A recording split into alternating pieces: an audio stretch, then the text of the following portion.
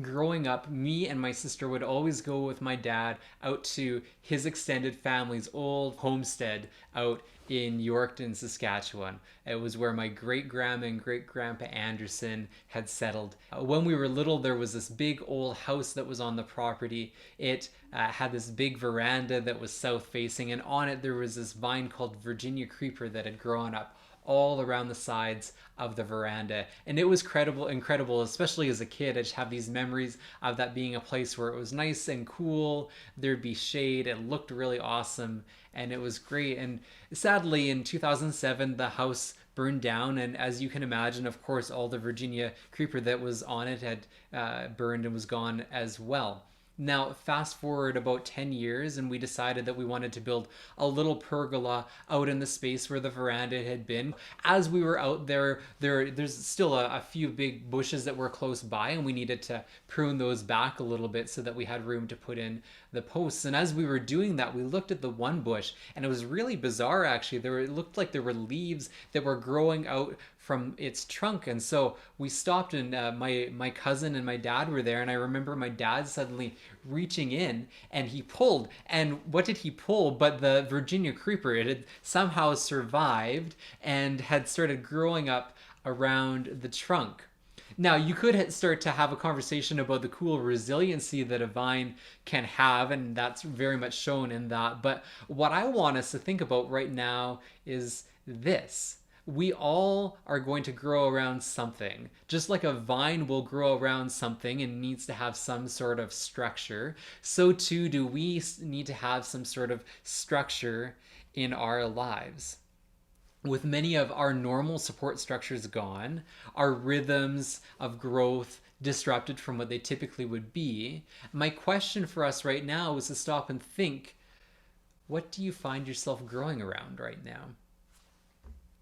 On Sunday, we briefly read from John 15, where Jesus says, I am the vine and you are the branches. I mentioned that for a vine and its branches to grow and bear the best fruit, they need to have the right kind of support structure. And this support structure is called a trellis. Now, the Latin root word for trellis is often thought to be the word regula, the Latin word regula. This also is the root word for the word rule. Now, we might cringe or feel burdened by the idea of rule or real rules that we have in our life sometimes, in the same way that we talked about on Sunday, and we can feel a sense of burden with discipline sometimes. But just like disciplines are important, so too rules are. And for a vine to have the best chance for growth, it needs to have the structure of a trellis. For us to grow well in our faith, we need to have some sort of structure. We need to have these disciplines, and some would call it a rule of life. This idea of a rule of life originates with church fathers like Augustine and Benedict. It comes from ancient liturgical and monastic practices, and it isn't actually a single rule, but it's a collection of habits made by choice with the goal of loving God and loving one another more fully. Now, like I said, we all need to have some sort of support structure. We all have sets of habits that are founded on beliefs that may or may not be true, but we don't often recognize it.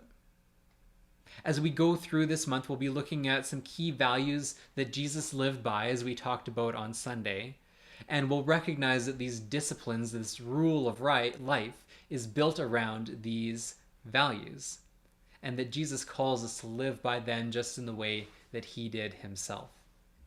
Let us ask the Holy Spirit not only to see our habits more clearly, but to help us understand what beliefs they're built on, and whether or not those beliefs are of God or not. And let's ask the Holy Spirit to help us replace those habits that are built on false beliefs with new habits that are rooted in God's love and his freedom. We know that this is the way to finding that rest for our souls that Jesus promises. And so we're looking forward to going through some of these things in greater detail over the next 4 weeks. Thanks so much, church. I hope that you enjoy the rest of your week, and we look forward to getting together on Sunday.